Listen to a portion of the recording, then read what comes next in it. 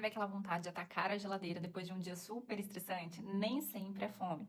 Então, antes de abrir ali uma embalagem, faça uma pausa então de 30 segundinhos, tá? Beba um copo de água, respire fundo, faça ali uma pausa realmente e pergunte a si mesmo: eu comeria uma maçã, uma banana agora, ao invés de comer isso? Se a resposta for não, é só ansiedade pedindo carinho. Então, não o seu corpo pedindo mais energia. Então, Mindful Eating te ensina a dar o que você realmente precisa para o seu corpo. Então, qual dessas fomes você sente mais? Me conta aqui nos comentários. E se você precisa de um acompanhamento nutricional, eu estou aqui para te ajudar.